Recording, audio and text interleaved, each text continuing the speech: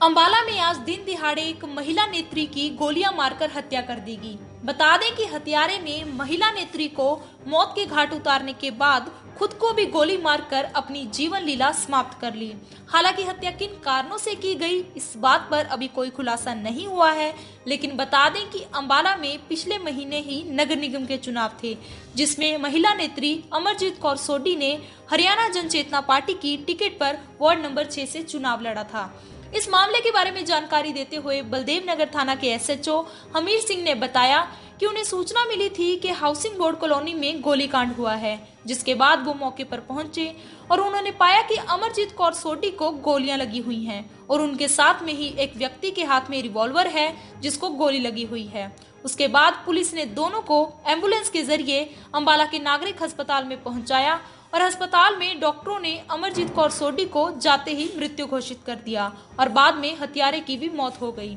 Police ने बताया कि उन्होंने अलग अलग धाराओं के तहत मुकदमा दर्ज कर लिया है और इस मामले की पूरी जांच कर बनती कार्रवाई की जाएगी। ये जो आज गोलीकांड हुआ है, ये हाउसिंग बोर्ड बलदेव नगर के 846 नंबर मकान में एक पुष्पा रानी नामक एक विडो औरत रहती है, अकेली। उस औरत की जानकारी थी अमरजीत कौर सोडी के साथ, जिन्होंने हरियाणा जन चेतना पार्टी से अभी एमसी का चुनाव लड़ा था। तो ये अमरजीत कौर सोडी उनके घर पे गई करीब 3:30 बजे के आसपास अपनी एक्टिवा पे। तो जहां उसने उसको अपनी सहेली को पुष्पा को ये बताया कि कोई उसका परिचित करनाल से उसको मिलने के लिए आ रहा है, जिस पर एक व्यक्ति जिसका नाम बाद में पता चला कि वो ईसम सिंह वासी गांव अमृतपुर जिला करनाल का रहने वाला है, वो वहां पे आया, जिस पर इन दोनों ने अमरजीत कौर सोडी और ईसम सिंह अलग से पीछे, वो 2 बेडरूम का मकान है, पिछले कमरे में चले गए और इन्होंने कहा कि कोई बिजनेस से संबंधित कोई बातचीत करनी है। पुष्पा रानी के अनुसार उसको कहा गया कि आप चाय बना के लाओ, जिस पर उसने 2 चाय के कप बना के उनको दे दिए और आप उनको कहा भी हमने बातचीत करनी है, आप बाहर चले जाओ। ये बाहर ड्राइंग रूम में आ गई। तो उसी पुष्पा नामक लेडी का ही कहना है कि थोड़ी देर के बाद गोलियों की आवाज़ आई,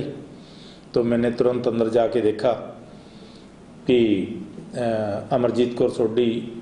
बेडरूम के सराने की तरफ लेटी हुई है, जिस पे खून बह रहा है, और जो दूसरा व्यक्ति था वो बेड के पैंदे की तरफ उसका सिर कंबल के ऊपर लेटा हुआ है, उसके हाथ में रिवॉल्वर है, उसके भी खून बह रहा है। तो जिस पर उसने तुरंत अमरजीत कौर सोडी के लड़के को फ़ोन किया, जिन्होंने मौका पे आके ये सारी स्थिति देख के तो तुरंत 100 नंबर पे कॉल की, जिसके बाद हम मौका पे गए, मौके का मुआयना किया तो देखा कि उस औरत के, अमरजीत कौर सोडी के 2 गोलियां लगी हुई हैं पैर में और सिर में, और उस व्यक्ति के 1 गोली लगी हुई दिखाई दी जो दैनी साइड में कान के पास लगी हुई थी। अमरजीत कौर सोडी की शरीर में कोई मूवमेंट नहीं थी, जबकि जो ईसम सिंह था वो अभी थोड़ा बहुत सांस ले रहा था। तो उसके हाथ में रिवॉल्वर एज इट इज था, ट्रिगर पे उसका ये उंगली उसकी ट्रिगर के ऊपर थी। तो हमने धीरे से वो ट्रिगर की उंगली हटा के उसको, वो रिवॉल्वर 32 बोर का रिवॉल्वर था, वो कब्जे में लिया। उसके बाद इनको दोनों को अलग अलग एम्बुलेंस करके फटाफट नागरिक हॉस्पिटल अंबाला शहर पहुँचाया गया, जहाँ पर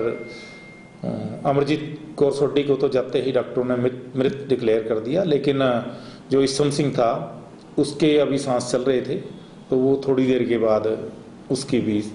नागरिक हॉस्पिटल में डेथ हो गई। ये मुकदमा सीधे 302 का इनकी लड़के की स्टेटमेंट में, अमरजीत कौर सोडी के लड़के की स्टेटमेंट में 302 और 2554 का मुकदमा दर्ज हुआ है आर्म्स एक्ट का। तो इसमें हालांकि जिसने गोली मारी है उसकी भी डेथ हो चुकी है, लेकिन फिर इसमें पूरे पहलुओं पे क्या कैसी परिस्थिति रही, क्या रहा, कैसे यहाँ आए, क्या इन्वॉल्वमेंट रही, फिर भी इसमें जो भी पूरा घटनाक्रम है इसको खंगाला जाएगा और इस पर प्रॉपर कार्रवाई की जाए। घर खुला था बिल्कुल, वो जो लेडीज है घर की मालकिन वो बाहर थी, बल्कि उसका एक किराएदार है वो भी ऊपर सोया हुआ था, तो इसमें वो घर बंद नहीं था वो। हालांकि वो बात अलग है कि वो लेडीज थी वहां पे, उसको इन बातों की, इनका कोई आपस में झगड़ा हुआ या कुछ हुआ, उसने कुछ नहीं सुना। वो कह रही टीवी चल रहा था, तो मुझे इस चीज का कुछ नहीं भी, अंदर मुझे तो गोली की आवाज आई, उसका ये कहना है। फिर भी इसमें जो भी है इसकी तह तक जाके सच्चाई का पता लगाया जाएगा, और जो भी इसमें इन्वॉल्व पाया गया और भी, तो सभी के खिलाफ सख्त कानूनी कार्रवाई की जाएगी।